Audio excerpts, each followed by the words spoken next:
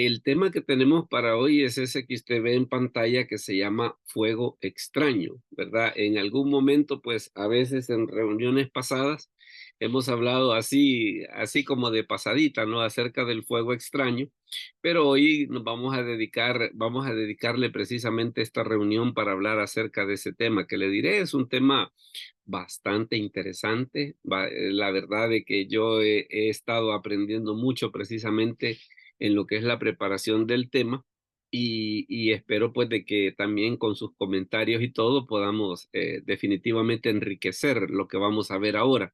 Entonces, para empezar a hablar acerca del fuego extraño y ese fuego extraño, de dónde, o sea, de dónde se supone que nace, porque cuando hablamos acerca de fuego extraño, quiere decir que hay un fuego que sí es bueno. Entonces, ese fuego bueno tiene que ver precisamente con la situación esta de cuando se hizo el tabernáculo de Moisés.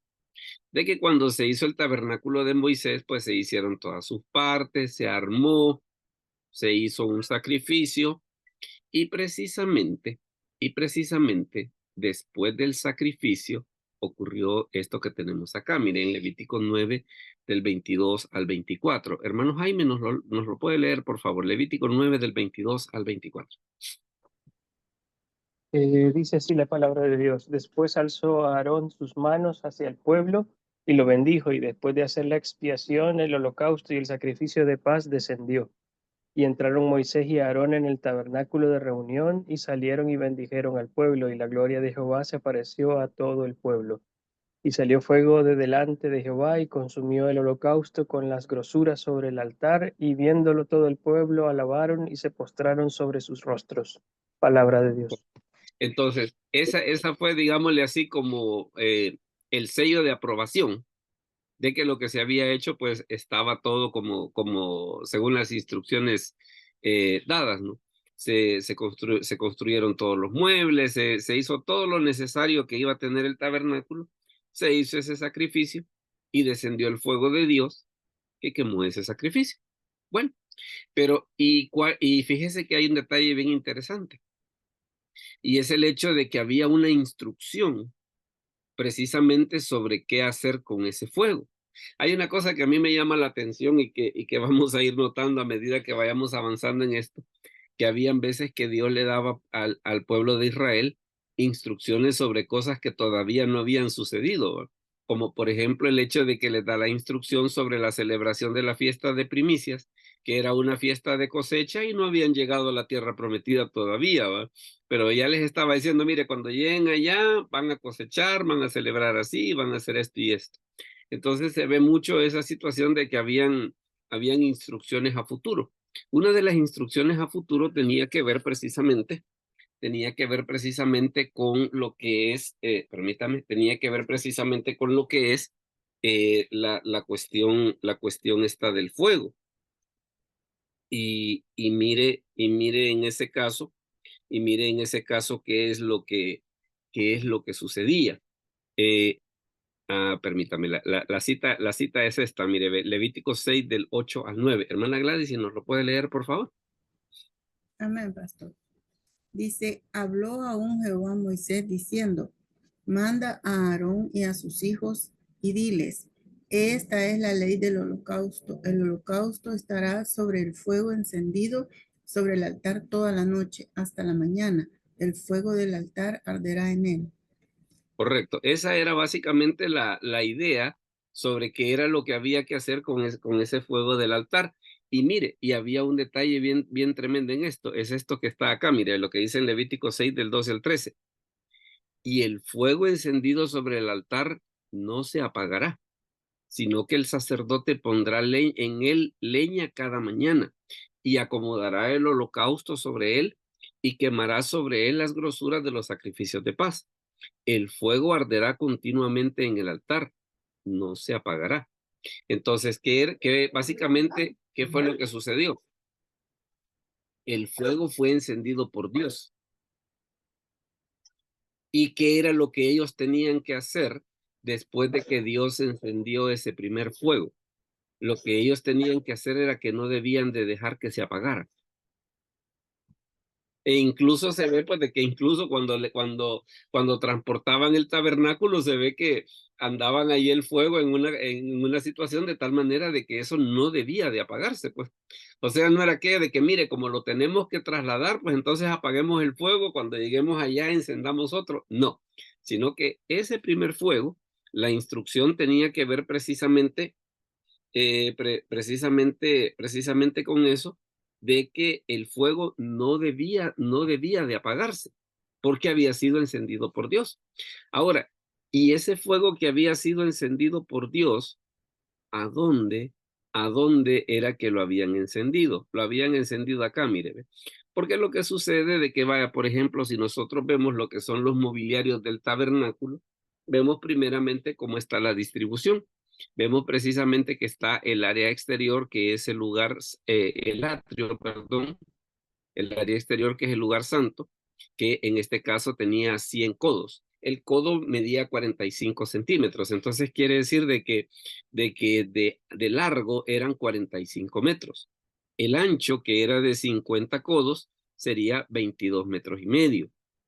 Luego tenemos el lugar santo, que el lugar santo era de 20 codos, de largo y de 10 codos de ancho. O sea que eran 4 metros y medio por 9 metros. Y el lugar santísimo, que era de 10 codos cuadrados, o sea que era de 4 metros y medio. Si usted se fija a la hora de las horas, si tenemos en cuenta que era un mueble que iba a servir para todo el pueblo, la verdad que era pequeño, pues era pequeño, no era en sí un lugar grande, no era, ¿verdad? Porque imagínese, si iba a servir, por ejemplo, para la adoración o para que todo el pueblo llegara a hacer sacrificios y solo tenía un área ¿cómo se llama? De 45 metros por 22 metros y medio, pues la verdad es que estamos hablando de que era bastante pequeño, pues. Pero ¿qué era lo que sucedía? Precisamente el tabernáculo, como cuando se hizo en el desierto, tenía la función de que él no iba a hacer tanto como para que todo el pueblo llegara en sí, sino que así como dice el escritor de Hebreos, que iba a ser representativo de cosas celestiales. ¿Cómo así? Vaya, usted se fija una situación. Por ejemplo, tenemos el hecho de que el tabernáculo solo tenía una puerta. Solamente tenía una puerta. Entonces, claro, ya de entrada nos queda aquella situación, bueno, mire, de que si solo hay una puerta, mire, entonces ya como que nos queda lo que Jesús dice en el Evangelio de Juan, ¿no? Cuando dice, yo soy la puerta y el que por mí entrare será salvo. O sea, puerta solo hay una, y esa puerta es Jesucristo, ¿va? Y la otra cosa que era el siguiente mueble que la gente se encontraba, que era el altar de los holocaustos, que ahí era donde se sacrificaban los animales que la gente llevaba por diferentes cuestiones diariamente, y también en el día de la expiación cuando entraban con la sangre en el lugar santísimo. Entonces, claro, para la gente, para el común de los mortales, digámosle así, lo que se hacía en el Antiguo Testamento para representar esa relación con Dios que trataba de restituirse, ¿qué era lo que sucedía? El sacrificio se hacía aquí, en el altar de los holocaustos. Posteriormente nosotros tenemos acá la fuente de bronce. ¿Y qué pasa con la fuente de bronce? Lo que pasaba con la fuente de bronce era el hecho de que aquí era donde el sacerdote se lavaba las manos cuando iba a entrar a ministrar aquí adentro, ¿verdad? Esa es una situación. Venía, hacía el sacrificio, después se lavaba las manos, ya entraba acá. Entonces, ¿cuál es la diferencia entre esta y esta? Que el sacrificio que se hacía aquí era para reconciliación, mientras que lo que se hacía aquí era ¿para qué? Para servicio. Para servicio. Por aquello que alguien pudiera pensar, mire, y si Cristo ya me perdonó mis pecados, ¿y por qué se habla acerca de consagración? ¿Y por qué se habla acerca de una serie de cosas? Es que mire, para entrar aquí, esta parte es necesaria. Esta parte es necesaria. ¿Qué era lo que sucedía? Cuando ellos entraban al lugar, bueno, en el atrio podía entrar precisamente el pueblo de Dios. Aquí podía entrar cualquiera. En el lugar santo no. en el lugar santo solamente entraban los sacerdotes, porque en el lugar santo habían tres cosas. Por ejemplo, cuando se entraba al lado derecho estaba la mesa de los panes de la proposición. Al lado izquierdo estaba el candelabro y enfrente, junto a la cortina para entrar al lugar santísimo, estaba el altar del incienso, ¿verdad? Estaba el altar del incienso.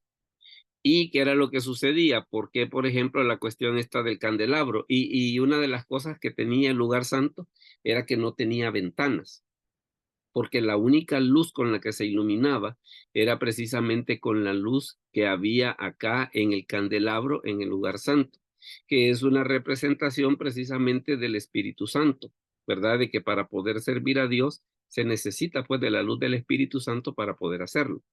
El altar del incienso en el libro de Apocalipsis menciona que es una representación de la oración, ¿verdad? Por eso es que usted ve que dice que se tomó del incienso, dice, para añadirlo a las oraciones de los santos. En el lugar santísimo era donde estaba el arca del pacto, que el arca del pacto, como todos sabemos, contenía tres cosas, ¿verdad? Tenía una copa con maná, las tablas de la ley y la vara de Aarón que reverdeció. Acá en el lugar santísimo entraba el sacerdote solo una vez al año, solo una vez al año. ¿Cuándo? El día de la expiación, cuando hacía el sacrificio nacional para la purificación, para los pecados de todo el pueblo, que eso era lo que hacía el día de la expiación, era un sacrificio nacional. En términos generales, digamos, le decía, ahorita lo que he hecho es darle una descripción rápida, porque la idea es precisamente que nos centremos en este mueblecito de acá, mire, ¿ve? En el altar de los holocaustos. Entonces, ¿qué es lo que sucedía? ¿Qué es lo que sucedía? Lo que sucedía era el hecho, permítame que alguien más quiere el enlace. Entonces, ¿qué es lo que sucede? Precisamente, mm, precisamente,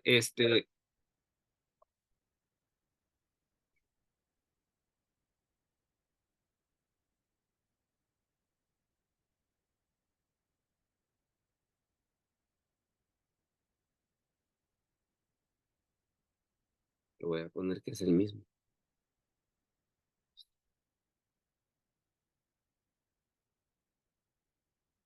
Permítame que hay una persona que quiere entrar, pero no tiene el enlace. Sí, pastor, fíjese que no, el enlace no lo envió. Sí, No sé si está haciendo el código. eso estaba viendo, pero bueno, la cosa es que el enlace es el mismo, el enlace es el enlace es el mismo, pero bueno, permítame, déjeme ver si lo, Y yo logré entrar con el enlace antiguo. ajá, es el mismo. Ah, espérame, es que lo estoy buscando en mal lugar, lo estoy buscando en mal lugar. Ah, permítame. Entonces lo que le comentaba, lo que le comentaba que era lo que sucedía, por ejemplo, que era lo que sucedía, por ejemplo, con el altar con el altar de los holocaustos. Lo que ocurría con el altar de los holocaustos era precisamente el hecho de que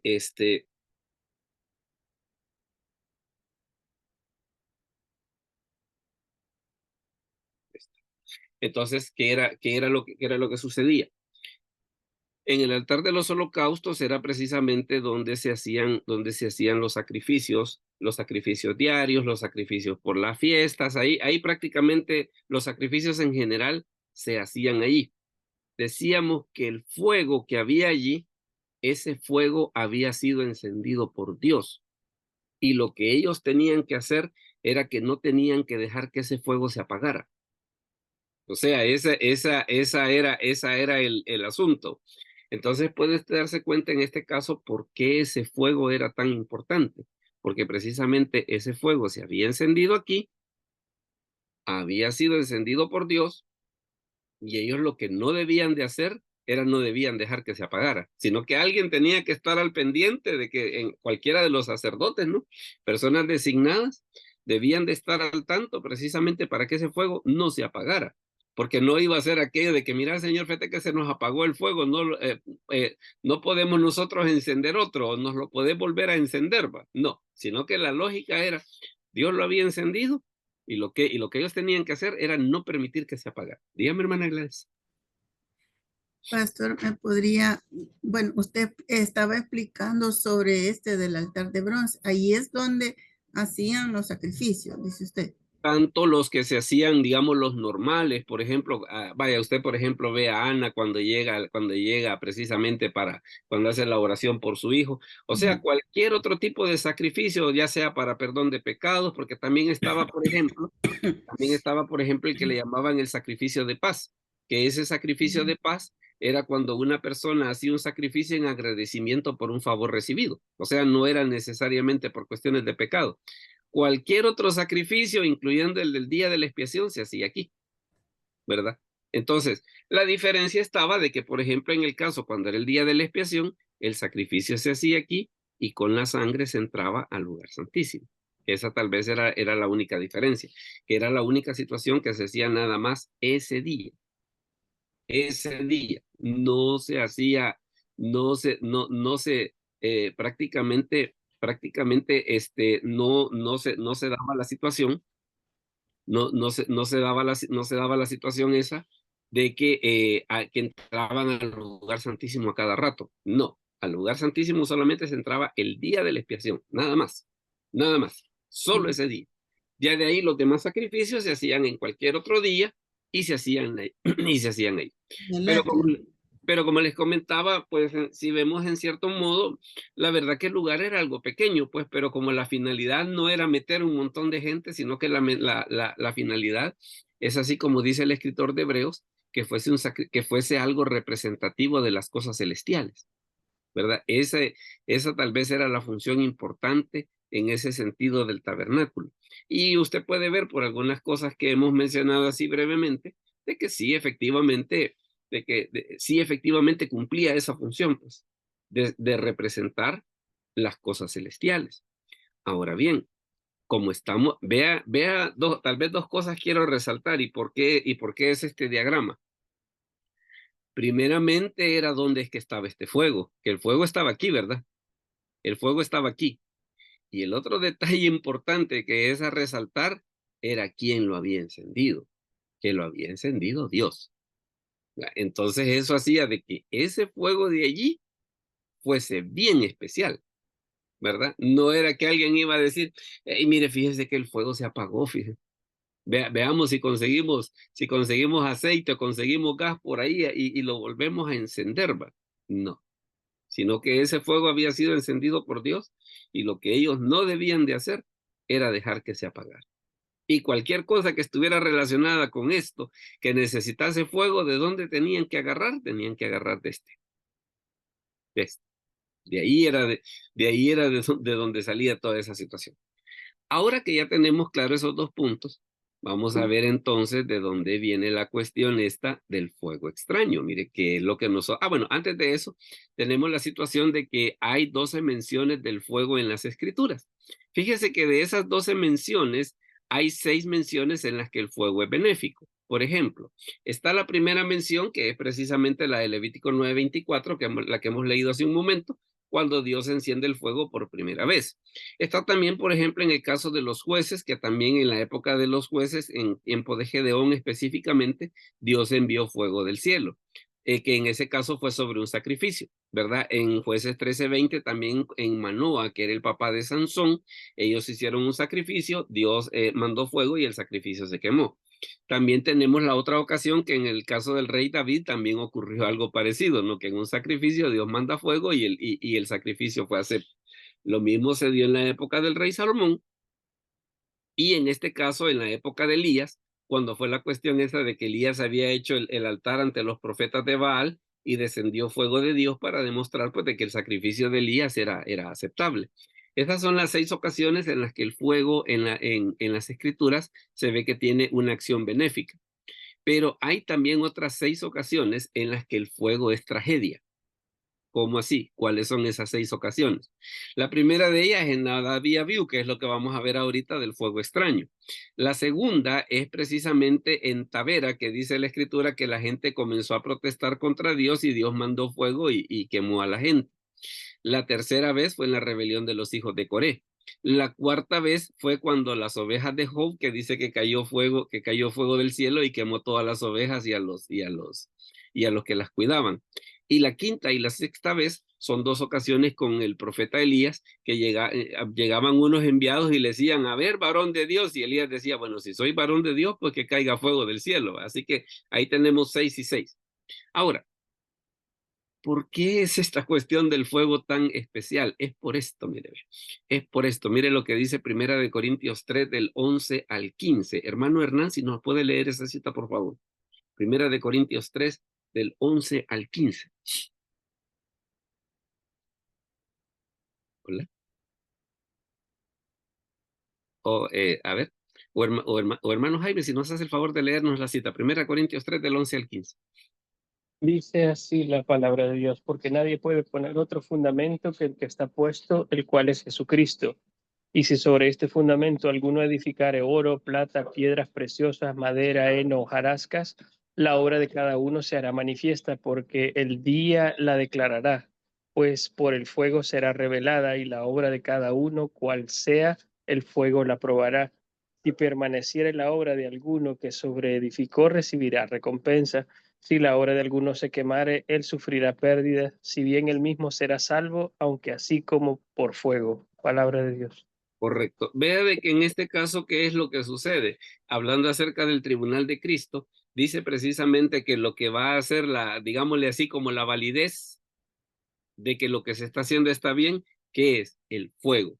Precisamente porque el fuego tenía, cuando usted ve esos materiales ahí en Primera de Corintios, que dice oro, plata y piedras preciosas, los 3 tienen en común una situación, los 3 resisten el fuego. Y la madera de heno y hojarasca, los 3 tienen la ocasión que los 3 no resisten el fuego, ¿verdad? Entonces vemos esa situación de que el fuego tiene esa doble función, que no solamente el fuego es señal de que Dios aprueba algo, sino que también el fuego es señal de que Dios desaprueba algo, ¿verdad? Entonces en ese aspecto vemos de que el fuego tiene esa doble función, no solamente señal de aprobación, sino que también tiene la señal de desaprobación, Entonces, por eso es que usted puede ver de que esta situación de lo del fuego extraño, ahorita que que ya tenemos toda esta base, vamos a comenzar a ver precisamente qué es digámosle así, el problema que se dio precisamente con esto del fuego extraño y por qué a la hora de las horas, pues es un punto tan, no digamos delicado, pero sí es una parte muy interesante. Dígame, hermano Jaime, perdón. Pastor, el juego que está relacionado, digamos, al juicio que hubo sobre Sodoma y Gomorra, a pesar de ser, vamos a decir, tragedia, no cae en esta categoría. Perdón, podría ser, tal vez, fíjese que sí, bien podría ser una 7ª vez que quizás lo podría, e incluso fíjese que vaya, por ejemplo, hasta lo podríamos cambiar por el caso de Job, porque el caso de Job tiene una situación ahí de que como fueron los siervos de Job los que dijeron fuego de Dios ha caído, y no, era precisamente el fuego que fue una situación que el enemigo hizo precisamente por esa situación de que Dios dio permiso. Va bien, podríamos hacer esa sustitución, ¿verdad? Podría ser una situación muy interesante. Pero sí, la verdad es un punto que no lo había considerado, el de Sodoma y Gomorra. Podría ser otro también. Ahora mire qué es lo que sucede. Como hemos visto esa situación de que el fuego tiene su lado benéfico y también tiene su lado de juicio, hoy vamos a ver precisamente cómo está entonces el asunto del fuego extraño. Porque mire lo que sucedió con el fuego extraño acá en Levítico 10 del 1 al 3. Hermana Claudia, ¿nos puede leer, por favor, Levítico 10 del 1 al 3? Amén, amén. Nadab y Abiú, hijos de Aarón, tomaron cada uno su incensario y pusieron en ellos fuego extraño, sobre el cual pusieron incienso. Y ofrecieron delante de Jehová fuego extraño que él nunca les mandó. Y salió fuego de delante de Jehová y los quemó, y murieron delante de Jehová. Entonces dijo Moisés a Aarón: esto es lo que habló Jehová, diciendo: en los que a mí se acercan me santificaré, y en presencia de todo el pueblo seré glorificado. Y Aarón cayó. Correcto. Mire, un pasaje tiene varias situaciones acá. Dice que una de las cosas que hicieron Nadab y Abiú, y estos señores, ¿quiénes eran? Eran dos de los hijos de Aarón, porque Aarón tenía 4 hijos. Entonces, los dos mayores, se les ocurrió eso, dice que agarraron fuego. Pero ¿qué es lo que sucede? Dice la escritura que era fuego extraño. ¿Por qué era extraño? Porque el único lugar de donde se podía agarrar fuego para todo lo relacionado con el sacerdocio era ¿de dónde? Del altar, del fuego que Dios había encendido la primera vez que el tabernáculo estuvo armado. Entonces vinieron estos sujetos, agarraron fuego de otro lado. ¿Con qué idea? Vaya usted a saberlo, pero ya vamos a ir profundizando un poquito en eso. Ya vamos a ir profundizando un poquito en eso. Entonces, ellos agarraron fuego de otro lado, llegaron, y es que fíjense que en el tabernáculo habían ciertas cosas bien exclusivas. Por ejemplo, el aceite que se ocupaba para el candelabro, vaya, como tenía un olor bonito, ¿va? Alguien podía decir, ay, mire, y no podemos ocupar de ese aceite. No. La fórmula era, aunque era conocida, pero era exclusiva para usarla en el tabernáculo. La fórmula del incienso era exclusiva para usarla en el tabernáculo. Entonces habían cosas, no era que alguien dijera, ay, mire qué rico este es incienso, le voy a decir al sacerdote que me diga la fórmula para yo hacer en mi casa. No, no, eso no se podía hacer. Habían ciertas cosas que eran exclusivas y no se podían ocupar, y de hecho hay un mandamiento explícito donde se decía de que precisamente hablando acerca del aceite que se ocupaba y del incienso, y del incienso y el fuego, eran cosas que no se podían ocupar en otra cosa, sino que solo se podían ocupar exclusivamente ahí. Y nadie podía venir de inteligente a decir, ah, pues mire, voy a hacer yo para tener en mi casa, para tener la bendición de Dios en mi casa. No, solo se podía usar allí y solo por los sacerdotes. Entonces es una cuestión un poco curiosa. Nadab y Abiú vienen y agarran fuego de otro lado, sale fuego de Dios. Y mire la situación que se da en el versículo 3. Entonces dijo Moisés a Aarón, esto es lo que habló Jehová diciendo, en los que a mí se acercan me santificaré y en presencia de todo el pueblo seré glorificado. ¿Y qué le tocó hacer a Aarón? Quedarse callado. Duro, ¿va? ¿Por qué razón? Porque está la discusión esa de que si Aarón protestaba, era como una forma de decir, ay, qué injusto Dios, va. Mire cómo es de exagerado. Y también está otra discusión acá. Vaya, usted ve de que los hijos de Aarón mueren por hacer esa situación de traer fuego extraño. ¿Y por qué Aarón, cuando hizo el becerro de oro, por qué no recibió ningún castigo en ese momento? Ah, es que había una diferencia. En ese momento, Aarón todavía no había sido ungido como sacerdote, mientras que estos ya lo eran. Y de hecho a Aarón también, por otras 2 o 3 cositas que hizo, también, igual que Moisés, se le negó la entrada a la tierra prometida. Tan es así que incluso Aarón murió mucho antes que Moisés. Entonces también, ¿qué es lo que sucede? Aarón también sacó su tajada. Entonces es por eso de que en este momento, cuando Aarón ve de que sus hijos son quemados por fuego de Dios, Dijo, mejor me quedo callado, no vaya a ser que vaya a sacar terminación. Y entonces por eso es que no dijo nada. Ahora mire lo que sucede acá. Hermana Cecilia nos puede ayudar con la lectura de Levítico 10 del 4 al 7, o si está en trabajo o en tráfico me dice y designamos a alguien más. Levítico 10 del 4 al 7.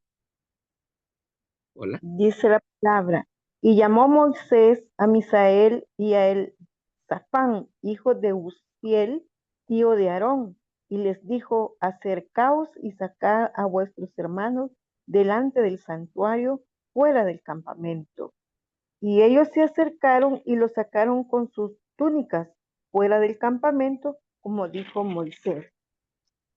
Entonces Moisés dijo a Aarón y a Eliezer, a Itamar, sus hijos, no descubráis vuestras cabezas, ni rasguéis vuestros vestidos en señal de duelo, para que no muráis, ni se levante la ira sobre toda congregación, pero vuestros hermanos, toda la casa de Israel, se lamentarán por el incendio que Jehová ha hecho. Ni saldréis de la puerta del tabernáculo de reunión, porque moriréis, por cuanto el aceite de la unción de Jehová está sobre vosotros.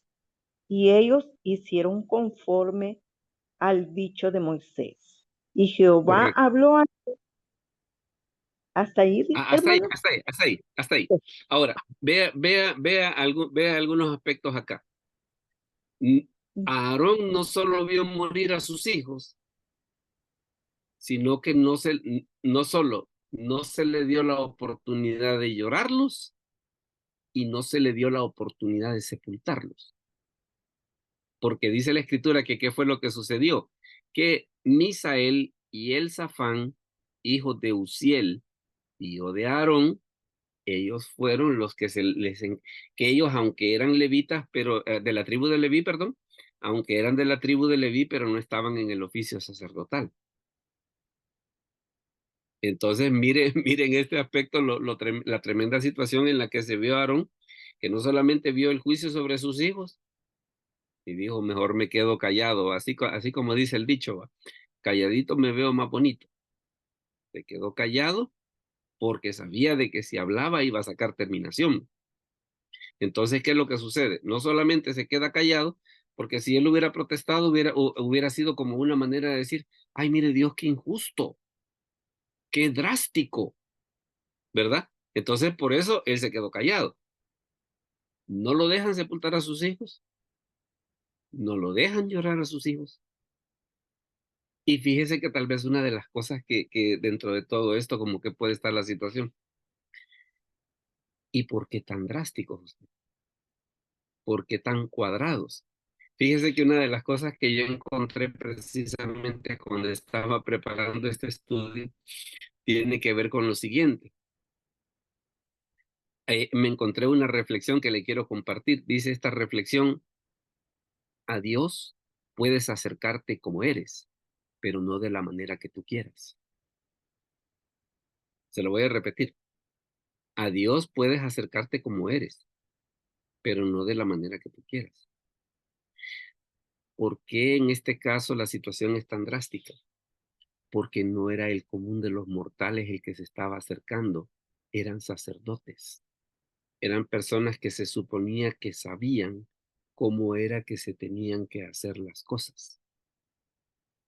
Eran personas que estaban dedicadas a eso. Eran personas que habían sido instruidas en eso. Por eso es de que en este caso, con Nadab y Abiú, la cosa es tan drástica. Porque alguien puede pensar, ay, mire, entonces si para acercarse a Dios la cosa es así de grave, mire, mejor ni oremos, ¿va? Porque a saber qué es lo que nos puede pasar. No, mire, pero es que en este caso, como le repito, estamos hablando de sacerdotes. Mire, tan es así de que, por ejemplo, déjeme comentarle acá, hay un libro de John MacArthur que precisamente se llama así, Fuego Extraño. De lo que usted está viendo, yo no me he basado en el libro de él, pero hay una notita que a mí me gustó y que esa notita sí se la quiero compartir. John MacArthur dice en este libro del Fuego Extraño, dice esto, mire, Nadab y Abiú, dice, no eran chamanes ni vendedores de aceite de serpientes que se infiltraron en el campamento de los israelitas con el fin de difundir las supersticiones de los cananeos entre la gente. Ellos eran, según todas las apariencias, hombres justos, respetables y líderes espirituales piadosos. Eran sacerdotes del Dios único y verdadero. No se trataba de levitas mediocres. Nadab era heredero de la posición del sumo sacerdote y Abiú el siguiente. O sea que al morir Aarón, el siguiente sumo sacerdote, ¿quién iba a ser? Nadab. Al morir Nadab, ¿quién iba a ser el siguiente? Abiú. O sea que estaban en una posición, pero tremenda. Moisés era su tío. Sus nombres encabezan la lista de los príncipes de los hijos de Israel en Éxodo 24:11. ¿Sabe qué sucedió en Éxodo 24:11? Dice la escritura que eligieron a 70 ancianos y de esos 70 ancianos, 2 eran Nadab y Abiú. Ellos 2 iban con ese grupo de 70 y se les dijo a los 70, quédense aquí, dejen que Moisés se acerque. Eso le demuestra a usted precisamente que Nadab y Abiú no eran ningunos ignorantes. No es aquello de que cometieron un desliz por no saber. No, mire, ya habían visto muchas cosas de Dios, habían sido educados para ello, estaban dedicados a eso, tenían las instrucciones claras. Entonces, ¿qué es lo que sucede? No fue un error de ignorancia. Esa tal vez es la cosa tremenda de esto. No fue un error de ignorancia, sino que fue un momento de desliz que ya lo vamos a comentar. Mire, por ejemplo, lo que dice Números 3:4, por favor. Hermano Efraín, ¿nos puede leer Números 3:4? Amén, pastor. Números 3:4. Sí, pero Nadab y Abiú murieron delante de Jehová cuando ofrecieron fuego extraño delante de Jehová en el desierto de Sinaí, y no tuvieron hijos, y Eleazar e Ajá. Itamar ejercieron el sacerdocio delante de Aarón su padre. Amén, pastor. Mire qué tremendo eso. No solamente a raíz de esa situación, no, el fuego de Dios los quemó, sino que no tuvieron hijos tampoco. A saber qué le hubiera pasado a los hijos si hubieran tenido hijos, pero la cosa es de que no llegaron a tener hijos. No llegaron a tener hijos. Entonces, ¿qué es lo que sucede? Alguien podría pensar, mire, una persona con un legado así de importante como que uno no pensaría que pudiera cometer una torpeza de ese tipo, pero tristemente sucedió. Ahora, ¿qué pasa si seguimos avanzando un poco en esta cuestión de lo del fuego extraño? Fíjese que para los sacerdotes, en ese mismo pasaje del fuego extraño, está esta ordenanza. Mire, hermana Gladys, ¿nos puede leer Levítico 10 del 8 al 11, por favor? Levítico 10 del 8 al 11. Amén, pastor. Dice, y Jehová habló a Aarón diciendo, tú y tus hijos contigo no beberéis vino ni sidra cuando entréis en el tabernáculo de reunión, para que no muráis. Estatuto perpetuo será para vuestras generaciones, para poder discernir entre lo santo y lo profano, y entre lo inmundo y lo limpio, y para enseñar a los hijos de Israel todos los estatutos que Jehová les ha dicho por medio de Moisés. Correcto. Fíjense que aquí se da una situación. Como esto que nos acaba de leer la hermana Gladys está en el contexto del fuego extraño, hay quienes dicen, incluso los judíos lo ven de esa manera, que el error de estos caballeros estuvo en dos situaciones. Primero, que agarraron fuego de otro lado, que no era el fuego que había encendido Dios en el altar de los holocaustos cuando ¿cómo se llama? Cuando el tabernáculo estuvo armado. Llevaban fuego de otro lado y al parecer, el otro problema que tenía era que iban borrachos. Porque llama la atención que justamente después de esa situación del fuego extraño, está la ordenanza de que el sacerdote no debía de beber vino ni sidra cuando entra en el tabernáculo de reunión. ¿Y por qué no debía hacerlo? Porque se iba a morir. Y no solamente eso, sino que el versículo 10 dice que por qué razón no lo debían de hacer, para poder discernir entre lo santo y lo profano y entre lo inmundo y lo limpio. Y para enseñar a los hijos de Israel todos los estatutos que Jehová les había dicho por medio de Moisés. Entonces es por eso de que hay quienes, precisamente porque está bien cerca de eso del fuego extraño, entonces por eso es de que suponen, aunque quienes dicen que no es así, sino que es nada más es una ordenanza incidental que no está relacionada, pero lo que llama la atención es que esté demasiado cerca del pasaje, pues. Entonces es por eso de que ha llamado la atención de que no solamente fue que agarraron fuego del otro lado, que no era del que tenían que tener, sino que también estaba la otra agravante de que lo más probable es que iban bebidos también. Entonces Perdón, pastor. a raíz de ese incidente fue que entonces Dios dijo, mire, si va a entrar ahí, procure no ir bebido porque se puede morir. Dígame. Sí, perdón, pastor. Entonces todo eso es como efectos de la desobediencia, porque claro, lo que explica usted, que ellos no desconocían, ¿verdad? Sino que fue algo ya, como decimos en nuestro medio, que la gana les rebalsó. Amén, pastor, solamente. Algo por ahí, pero vamos al asunto. Bueno, mire, y si ellos anteriormente ya habían visto a Dios, ¿verdad? Porque formaban parte del grupo de los 70, que cuando Moisés subió al monte Sinaí para hablar con Dios, iba ese grupo de 70, y dentro de esos 70 iban ellos dos, entonces como que queda la cuestión esa, mire, como, o sea, no es una novatada, pues, no es una novatada, sino que mire, ya es alguien que ya tiene conocimiento, pues. Yo le aseguro que a cualquiera de nosotros, si nunca hemos inyectado a alguien y nos piden que inyectemos a alguien, lo más seguro es que vamos a cometer un error, ¿va? Pero imagínese que una enfermera de 20 años de experiencia o un médico con una carrera de 25 años de experiencia y que va a cometer un error en poner una inyección, ya como que, miren, no, ¿va? ¿Por qué razón? Mire, es que tiene experiencia, pues. Entonces, lo que ellos hicieron no fue producto de la ignorancia, no fue producto de ninguna novatada. ¿Por qué razón? Porque ya anteriormente ya habían estado en situaciones en las que estaba claro que el servicio a Dios era una cosa especial. Y es por eso de que una de las cosas que se le dijo a Aarón cuando murieron los hijos era el hecho yo me voy a santificar en ellos, yo me voy a santificar en ellos. Tal vez una de las cosas que podría discutirse en medio de todo esto tiene que ver con lo siguiente. En alguna medida como que a nosotros nos debe de dejar, digámosle así, el hecho, la responsabilidad o la seriedad con la que nosotros debemos de hacer el servicio a Dios.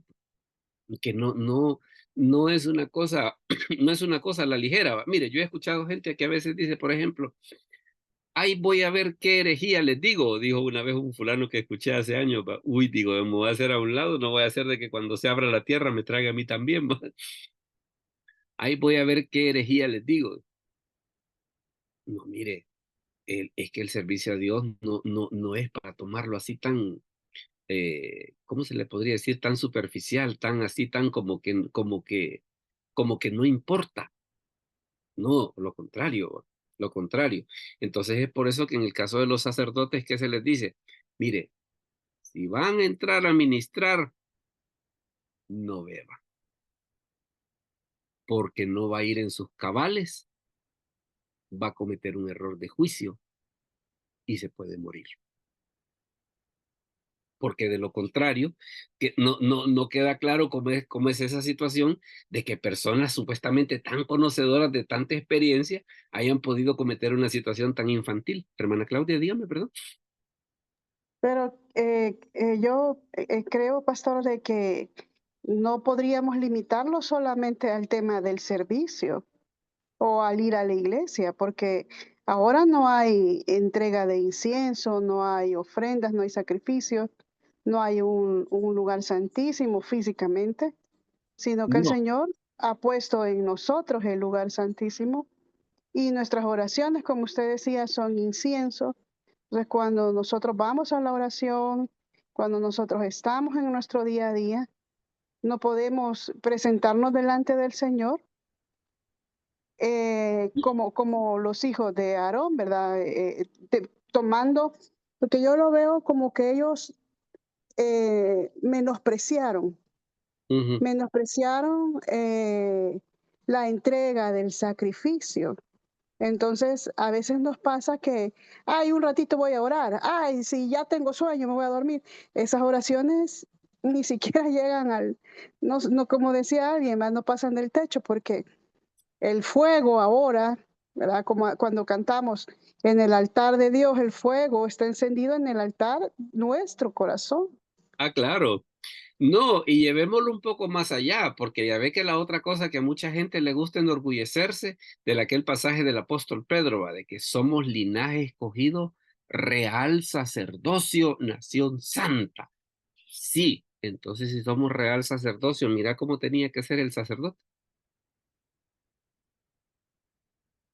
¿verdad? ¿Cómo debía ser el sacerdote? Ay, los israelitas que no bebían, probablemente sí, pero el que entraba al templo, no. ¿Por qué? Porque estaba haciendo un servicio a Dios. Podía cometer un error de juicio. Bueno, el nuevo, si nos queremos poner exquisitos, por ejemplo, ya ve de que el Nuevo Testamento tiene ese pasaje en 2 Corintios donde dice que somos cartas abiertas, dice, leídas por todos los hombres. Entonces, a veces la gente, el error que a veces comete la gente es el hecho de decir, pero es que yo ni pastor soy. No, pero es que la gente nos ve, hombre. La gente nos ve. Entonces, en ese aspecto, lo bueno o lo malo que nosotros podamos hacer, mire, ese es como, por ejemplo, en los colegios, pues, que en los colegios, que es una de las cosas, por ejemplo, por la que pueden expulsar a alguien de un colegio, que ande haciendo desórdenes fuera del colegio con el uniforme del colegio. Mire, si usted ahí en su vida privada, usted hace lo que sea, pues allá es muy su vida, ¿va? Pero cuando ande con el uniforme del colegio, no. Entonces, ¿qué era lo que pasaba con esto? Mire, eh, bueno, yo tengo una opinión, mire, yo digo, es que somos personas públicas, independientemente de que prediquemos, que seamos líderes, solamente el hecho de que la gente nos ve que vamos que vamos con una Biblia, que cuando nos preguntan, mire, ¿para dónde va? Ah, voy para la iglesia. Ya ahí ¿qué es lo que sucede? Ya estamos sentando un precedente. Ya estamos presentando algo que la gente ya puede decir, ah, mire, va a la iglesia. ¿Y a cuál va usted? Ya viene usted y le dice, cuando nosotros hacemos algo malo, qué es lo que la gente dice, por ejemplo? "Mm, los de esa iglesia son así, va. Entonces, para ser así como los de esa iglesia, mejor aquí estoy bien, ma. Mejor aquí me quedo en la casa". Entonces, a la hora de las horas, ¿qué es una situación? Es algo de mucha seriedad. Es algo de mucha seriedad. Y tal vez una de las cosas que es bien importante es el hecho de que es tremendo, de que muchas veces lo que tomó años construir, a veces se puede destruir por una pequeña estupidez, pues. Y esa es otra de las cosas, porque Nadab y Abiú, como veíamos, eran precisamente parte del grupo de 70 que se acercaron a Dios cuando Dios se apareció en el monte Sinaí. Entonces no era la primera vez que ellos tenían encuentros con Dios. No era la primera vez. No fue una novatada. No fue una acción inocente, ni tampoco fue una acción de desconocimiento. Ahora mire, siempre siguiendo esta misma línea de pensamiento, mire por ejemplo lo que está acá en 1 Timoteo 3 del 1 al 3. Dice, palabra fiel, dice, si alguno anhela obispado, buena obra desea, pero es necesario que el obispo, o sea, el pastor, sea irreprensible, marido de una sola mujer, sobrio, prudente, decoroso, hospedador, apto para enseñar, y otra vez, va, no dado al vino. Bueno, ya con lo demás, ya el estándar está alto. Ya con lo demás el estándar está alto. No pendenciero, no codicioso de ganancias deshonestas, sino amable, apacible y no avaro. Y mire lo que dice Tito 1:7. porque es necesario que el obispo sea irreprensible como administrador de Dios, no soberbio, no iracundo, no dado al vino, no pendenciero, no codicioso de ganancias deshonestas. Entonces, a la hora de las horas, ¿qué es lo que sucede? Se ve de que precisamente el estar en... Es que aquí ocurre una cosa, mire, hay mucha gente que se enorgullece de toda la Biblia que sabe, pero como que una de las cosas que deberíamos de pensar es, en lugar de preguntarte toda la Biblia que sabes, la pregunta sería, ¿cuánta de esa Biblia que sabes vivís? Ahí como que, para mí que ahí como que estaría la cosa, pues en lugar de decir, no, mire, yo he leído la Biblia 40 veces. No, pues sí, pero y de esas 40 veces, cuántas de esas 40 veces viví? Pa? Entonces, en ese aspecto del oficio sacerdotal, le digo, a mí uno de los pasajes que se me vino a la mente precisamente cuando estaba preparando esto, ese es el de Pedro, ¿va? Que somos linaje escogido y real sacerdocio. Bueno, y hasta coros ahí va, de que somos linaje escogido, real sacerdocio, nación santa, pueblo por Dios adquirido. Ay, la gente, mire, o la otra, el de Marcos Witt va, de que somos el pueblo de Dios, somos un pueblo especial. Ajá, somos el pueblo de Dios. Pues mire lo que se les exigía a los sacerdotes. ¿Verdad? Ya que nos gusta presumir de que somos los sacerdotes, miren, los sacerdotes tenían unos estándares bien altos. Dígame. No solamente habla también del sacerdocio, habla de que somos embajadores, Ah, somos parte de un nuevo reino, sí. ¿verdad? Porque la asamblea, la palabra eclesia al final es gobernantes. Ujú, Entonces se nos ha dado la responsabilidad de gobernar una nueva nación, que es la nación de Dios, ¿verdad? claro, claro. Entonces, por eso es que los estándares son altos. ¿Verdad? Por eso es que los estándares son altos. Y el hecho de que las escrituras mencionen este tipo de cosas, a nosotros como que nos es una llamada de atención en el sentido de decir, no se confíe, no se confíe, porque uno de los peores errores que uno puede cometer es, yo no haría eso. Dígame, hermano Jaime. Primero, Pastor, de hermano Jaime, repente después el quizás, hermano Hernán. A ver, algo, sí, el hermano Jaime primero. que de repente, pastor, tratando de armar el rompecabezas, a pesar de que los hijos de Aarón eran letrados, ¿no? Y habían tenido una relación cercana con Dios, al ingerir las bebidas embriagantes, pues no supieron distinguir en su momento lo profano de lo santo Claro, y entraron, a pesar de que sabían de que no debían hacerlo, pues entraron al lugar santo bajo los efectos del alcohol y obviamente de paso, pues infringieron esto, ¿no? Lo del fuego extraño, encendiendo el incienso con ese fuego que no era el que había dejado Dios como constituido para esos fines. Y esto quizás en paralelo con esto de fuego extraño de John MacArthur tiene sentido en cuanto a que los falsos líderes de iglesias que pretenden por satisfacer, digamos, sus intereses personales, que en este caso es paralelo con los hijos de Aarón. Al final, cuando alguien bebe bebidas alcohólicas, está satisfaciendo pues su, su, su su carnalidad, necesidad, digámoslo pues, así. ¿cómo? Su carnalidad, por decirle algo. Su carnalidad, correcto. Y en este caso es eso, pues, a pesar de que lo saben, obran torciendo la palabra y acomodándola a sus intereses, ¿no? Y ese es el fuego extraño, básicamente. Claro que sí, claro que sí. No, y se va a dar cuenta que hay una serie de cosas que seguramente usted va a ir pudiendo reflexionar de otras cosas que también podrían ser fuego extraño. Dígame, hermano Hernán, por favor. Hermano Hernán, que creo que tenía la mano levantada. Ya no.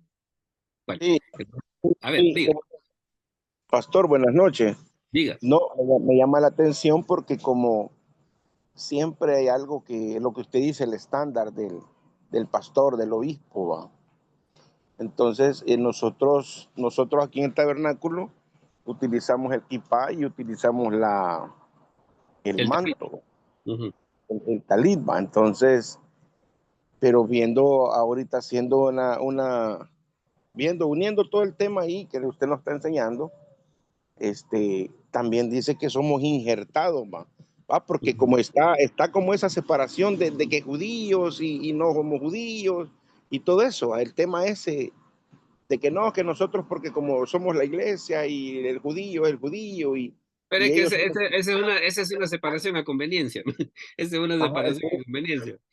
Pues entonces sí, yo me pongo a pensar, digo yo, pero y a donde dice que somos injertados, o sea, la palabra injertado me imagino que es como que, o sea, te volvés del mismo, o sea, sos del parte de, pues, o sea, entonces digo yo, ¿cómo quedamos entonces nosotros ahí como iglesia en ese aspecto? O es sea, que, que fíjate, como dice el apóstol Juan.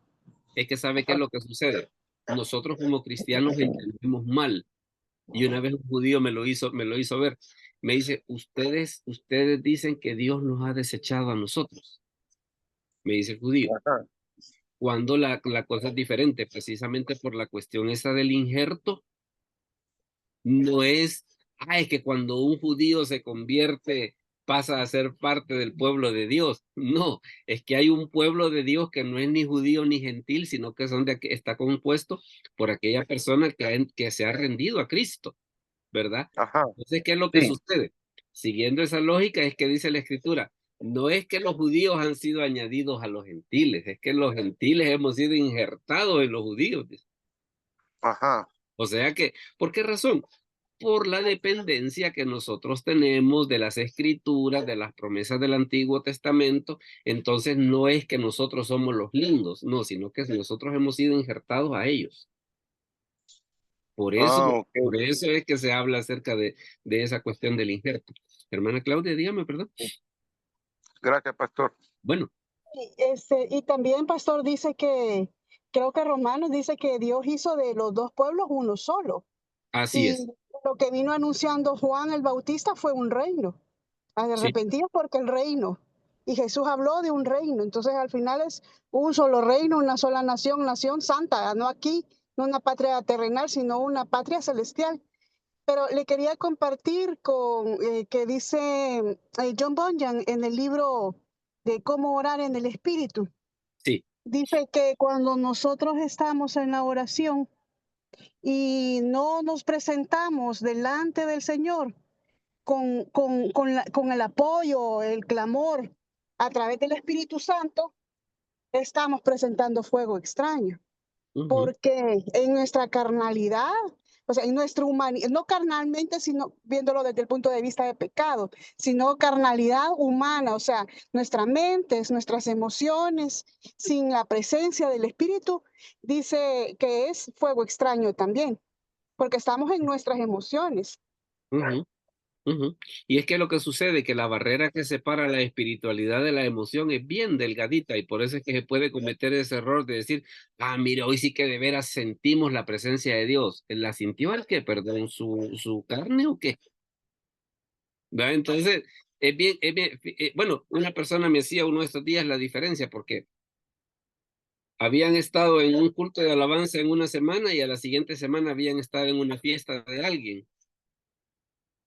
Y en la fiesta habían tenido un musicón mero bárbaro. Y me dice, ya me puse en qué pensar, me dice. ¿Por qué? Me dice. Le digo yo, porque no sentí diferencia en las emociones. O sea, las dos las sentí bien prendidas, las dos las sentí bien emocionantes. Es que ese es el problema, le digo que la barrera entre la presencia del Espíritu Santo y la carnalidad es bien sutil. Y por eso es que hay que ser bien cuidadoso en ese sentido que a veces la gente diga, mire, se sintió la presencia de Dios. Y no, lo que hubo un gran cumbión. Y lo que la gente podría entender como la presencia de Dios, bien podría ser fuego extraño. Ahora, Dios nos dé la sabiduría para poder establecer la diferencia y para que nosotros no seamos los causantes del fuego extraño alguna vez, ¿va? De que seamos nosotros los organizadores de ese fuego extraño sin saberlo. Entonces, en ese aspecto, la verdad que tenemos una responsabilidad tremenda. Ahora fíjese que, y bueno, y ahora para nosotros y eso del fuego, ¿cómo lo tenemos? Usted ve que en el libro de Hechos, por ejemplo, en el día de Pentecostés, que fue lo que descendió como señal, como señal de la aprobación de Dios por lo que estaba sucediendo ahí. El Espíritu Santo, dice, descendió, dice, y se le aparecieron lenguas repartidas como de fuego, asentándose sobre cada uno de ellos. La misma lógica que usted ve en el Antiguo Testamento de que cuando Dios aprobaba algo descendía fuego del cielo, ¿cómo desciende el Espíritu Santo? En fuego. ¿Qué es lo que estaba diciendo ahí? Estoy aprobando lo que están haciendo estos sujetos. Ahora bien, ahora bien, mire qué es lo que dice 2 Timoteo Pero, 1:6. Hermano Jaime, ¿nos puede leer esa pastor, cita, por perdón. favor? Dígame. Sí, perdón, pastor. Entonces, para los judíos, la descendencia del Espíritu Santo en el libro de los Hechos 2 ya no era nada extraño para ellos. Era algo ya que ellos tenían conocimiento de todos los eventos. Porque en el Antiguo Testamento Bien. sucedía.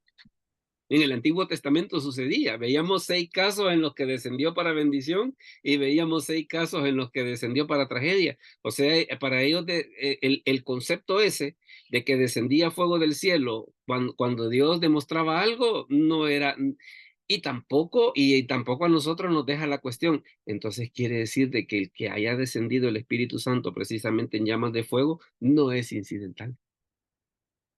No es incidental, sino que lo está amarrando con el Antiguo Testamento. Hermana Cecilia, Sí, dígame. amén, pastor. Sí, pastor, es, es algo serio, porque verdaderamente, en la actualidad, hay muchos pastores que realmente van a sus congregaciones, van a prestar un servicio para nuestro Dios y Padre, y muchas veces yo conocí un caso bien cercano que iba muchas veces de verse con una persona que no era su esposa e iba a predicar. Ujú. O también muchas veces iba, este, mm, recuerdo que una vez iba con, ¿cómo se llama esto? Después de estar bolo, en goma, Tengo de goma. en goma creo que se llama, de goma, Ujú. y a prestar su servicio dominical y vi cómo cayó, como se dice, el fuego en la familia. Ujú. Sucedió algo muy tremendo, es algo muy delicado que hoy en día hay muchas personas que van pues a predicar de esa manera, pastor, y es bien delicado porque yo vi Pero ya ve cómo los se vino resultados. los resultados, pastor. Poc, choques, pérdidas, no sé, algo como dice fuego extraño cae y el Señor es santo y 3 veces santo y por eso hay que cuidar mucho ese privilegio que nuestro Dios nos da para poderle servir. Ahora mire, Ese es ajá. algo que yo personalmente vi con mis ojos, Ahora mire qué es lo pastor. que dice, mire qué es lo que dice la Escritura. Siguiendo la Ah, lógica que teníamos ahí en el Antiguo Testamento de que Dios había encendido el fuego y que no había que dejarlo apagar. Mire lo que dice 2 Timoteo 1:6. Dice, por lo cual dice, te aconsejo que avives el fuego del don de Dios que está en ti por la imposición de mis manos. O sea, el fuego de Dios está en ti, pero no lo dejes que se apague. ¿Qué podría hacer que nosotros lo dejemos que se apague? que no le demos la importancia. Ah, mire, yo tengo la capacidad de enseñar, yo tengo la capacidad de predicar, pero por alguna razón no quiero. No. Es que mire, esa palabra de es que es la piedra de tropiezo para no hacer lo que Dios nos ha mandado a hacer, ¿va? Es que cuando empezamos con eso, ay, cuidado porque podría ser de que un don que Dios nos haya dado no le estemos dando el uso debido. Y por eso es de que incluso está esta otra parte cuando el apóstol Pablo dice, no apaguéis al Espíritu. Claro, el Espíritu Santo como la tercera persona de la Trinidad no puede ser apagado, pero su obra en nosotros sí. Su obra en nosotros sí. Y entonces por eso es de que está esa advertencia. Bueno, entonces, y mire, este otro, mire, porque nuestro Dios es fuego consumidor. O sea, como que han ido a traer el Antiguo Testamento para acá, ¿va? Porque está bastante esa insistencia del fuego, del fuego, del fuego. Bueno, Juan el Bautista decía de que Jesús iba a bautizar con Espíritu Santo y fuego, ¿va? O sea que esa idea del fuego se ve de que la tenían en el Antiguo Testamento y se la traen para el Nuevo Testamento. Y precisamente en una de las notas que yo estaba investigando cuando estaba preparando esto, precisamente hacen ese comentario que alguien de ustedes dijo, ¿va? De que hay quienes cantan en el altar de Dios, el fuego está encendido, el fuego está encendido, nadie lo podrá apagar. Y yo me quedé, uy, ¿qué estamos diciendo? ¿Qué estamos diciendo? ¿Verdad? O sea, nosotros solitos nos estamos poniendo la soga al cuello. Bueno, algún comentario antes de mostrarles el tema de la siguiente semana. Veamos. ¿Algún último comentario antes del tema de la siguiente semana? O todos están muy bien. Se va a dar cuenta que después cuando ve el video, dígame. A ver. No, solo de comentario, ¿verdad? De que siempre había oído esa expresión yo fuego extraño y nunca me había detenido a investigar, ¿verdad? En qué consistía. Y hasta ahorita creo que no lo he escuchado en ninguna explicación en el seminario, pero ha sido de mucha edificación para mí la clase del pastor. Le digo, a mí me ha dejado pensando muchas cosas. Sí, Me ha dejado pensando muchas cosas. No se crea, no solo a usted, sino que también a mí. Y en algún momento yo dudé sobre hacer esto, pero esperemos que el objetivo se haya cumplido, ¿verdad? así es. Así que ahí estamos. Les voy a comentar el tema de la próxima semana. Va a ser un tema un poco más relajado, ¿verdad? Va a ser un tema un poco más relajado. El tema que vamos a tener para la próxima semana es este, mire, ve, en Cristo. En el Nuevo Testamento hay un montón de menciones donde dice en Cristo, en Cristo, en Cristo. ¿Y por qué eso de en Cristo? Es lo que vamos a ver precisamente la próxima semana. Así que no me resta más pues que agradecerles el que nos hayan acompañado. Más tarde va a estar subido el video para que ustedes lo puedan reescuchar y compartir. Así que oramos al Señor. Padre, te Hola, damos gracias por este momento. Te pedimos que bendigas a cada uno de mis hermanos. Bendice sus vidas. Te lo pedimos en el nombre de Jesús. Amén. Iba a decir, hermano, alguien le oí que alguien me habló, perdón, disculpe. hola, pastor, yo. A ver, dígame, hermano Hernán. No, de que si es posible, primeramente Dios, el Espíritu Santo le guíe y nos comparta la segunda parte del tema del fuego extraño, porque Bueno, o sea, es algo que nosotros como estudiantes, pues, y algunos que tal vez ya tenemos el privilegio de predicar alguna vez, pues sí tenemos que andar preparados y darle la debida importancia a lo que en realidad es, pues, porque claro, por eso en las congregaciones no hay milagros, no hay gente convertida, no hay muchas cosas, porque ni nosotros mismos a veces sabemos la importancia, pues, de lo que estamos predicando, claro, ¿verdad? claro. Así que ese era todo, pastor. Y Y muchas veces, gracias porque su enseñanza nos ayuda bastante. y muchas Pastor, veces, ¿sí? Hola. quería pedir un favor, A ver, veamos. a ver si podemos hablar, preparar el tema sobre la apostasía. No sé si ya lo impartió. No, no, no, se puede preparar, Eh, se puede La preparar. verdad es que creo que estamos en los días de apostasía, pastor. Vamos, Ahora vamos, está, hay que tener mucho discernimiento del Señor, mucha humildad, mucho quebrantamiento para poder identificar nuestra posición o nuestra identidad en el Señor, ¿verdad? Y quitar toda esa falsa seguridad en la autosuficiencia que a veces en la que hemos caído, ¿verdad? Así es, así es. Vamos a prepararlo y lo vamos a agendar, ¿verdad? En base a esa petición suya. Hermano Jaime, dígame, perdón. De repente, pastor, la segunda parte puede ser enlazada con eso, con la apostasía, la segunda parte de Fuego Extraño. Ah, bueno, ok, muy bien, lo vamos a considerar. Hermana Cecilia, dígame. Hola. Ah, bueno. Bueno, entonces no me resta más que agradecerles, pues más tarde va a estar subido el video y nos vemos a la próxima. Así que Dios me los bendiga a todos. Gracias, pastor. Amén, pastor. Muchas Bendiga a gracias. todos. Bendiciones. Buenas noches. Bueno. Bendiciones, buenas noches.